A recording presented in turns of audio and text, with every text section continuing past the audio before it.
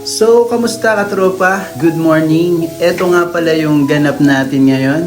Nakita nyo naman nagluluto si Honey Maze ng pansit at inihaw na liempo dahil finally yung drawing na pinaplano niya magkakakulay na. Finally, matutuloy na yung swimming na trip na gawin ni Honey Maze mga katropa.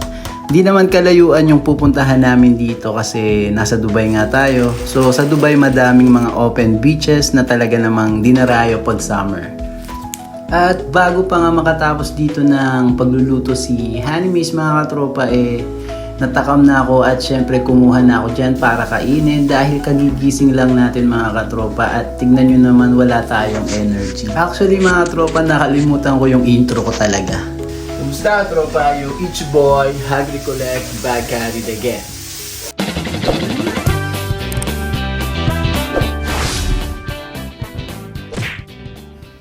Pasensya na mga katropa, hindi ko na na-montage yung pagbiyahe natin dahil yung cameraman natin si Honey Maze.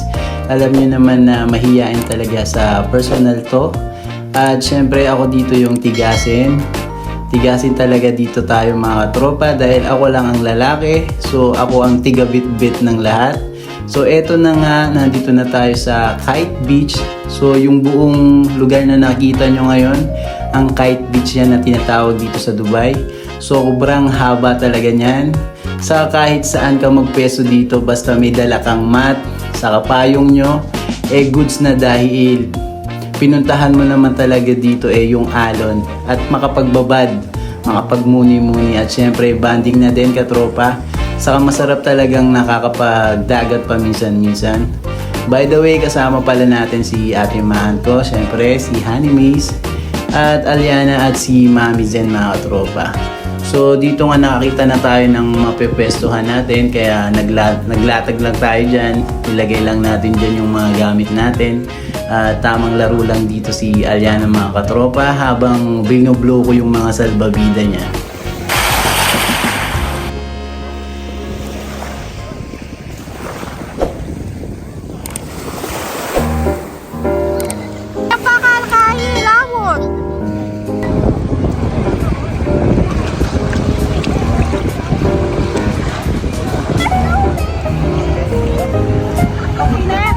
Yep.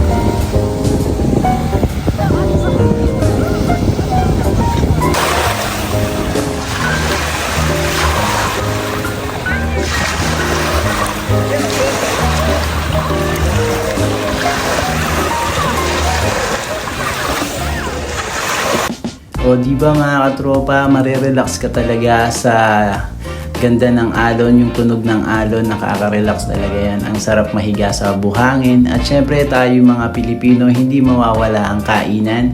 Kahit saan man tayo magpunta, kahit man sa ang sulok ng mundo tayo magpunta, laging Pilipino lang talaga. Nagbabaon yan kahit saan. Yung mga kasama kasi namin dito, yung mga nakapalibot dito sa amin talaga namang swimming lang sila. Wala silang mga baon-baon. Baon lang nila mga towel mga katropa. At kung sakali man na umabot ka dito sa part ng video na to mga katropa, sana ma-share nyo, ma-like nyo at ma-follow nyo kami ni Maze sa aming Facebook page at syempre sa YouTube, Honey Maze TV at Hungry Colette mga katropa. Maraming salamat po sa patuloy niyong pagsuporta sa aming dalawa sa mga ginagawa naming content. At maraming salamat po sa patuloy niyo na pagsuporta sa panonood sa aming mga ginagawang videos, mga vlogs. Maraming salamat mga katropa. At sa mga nag-PPM din sa amin na nag-i-invite ng collaboration, nahihiya po kami talaga mga katropa dahil mas maraming sikat dito sa Dubai ng mga Filipino influencer. Maraming salamat po sa tiwala mga katropa. Siguro po pag malakas na ang aming loob ni Maze, talaga namang go na kami dyan mga katropa.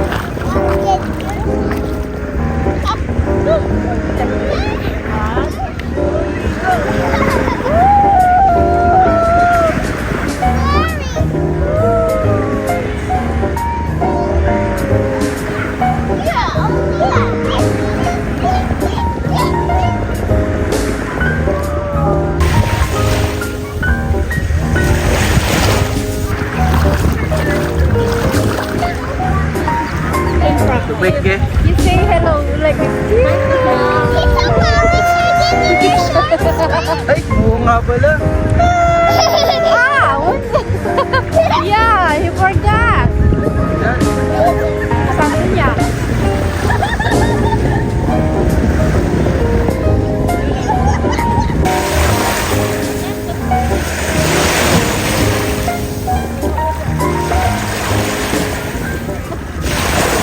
So, padilim na din mga katropa. Dito kasi sa may open beach, pagtungtong ng 6, pinapaahon na talaga ng mga nakabantay na lifeguard dito sa may gilid mga katropa. Pero pagka naman, pwede ka pa rin mag-stay basta huwag ka lang lalayo dahil walang ilaw dito. Pero yung sa kabilang side sa may Unsukin, lilipat tayo dun mamaya kasi meron naman nilagay na ilaw na sobrang lakas at kahit saan ka magpuntang sulok ng dagat dun makikita ka nila yung mga lifeguard dun. Saka 24 hours yung lifeguard nila dun sa may Unsukim. At syempre dun na lang natin hihintayin si daddy ni Aliana na si JR at mas malapit yun pag nilakad niya or kung magta-taxi siya mas malapit siya sa amin kaysa pag dito sa Kite Beach medyo nakakalito yung mga pasikot-sikot ng taxi, baka maligaw pa siya. So enjoy lang talaga ni Honey Miss Phoebe yung dagat o vitamin C mga katropa.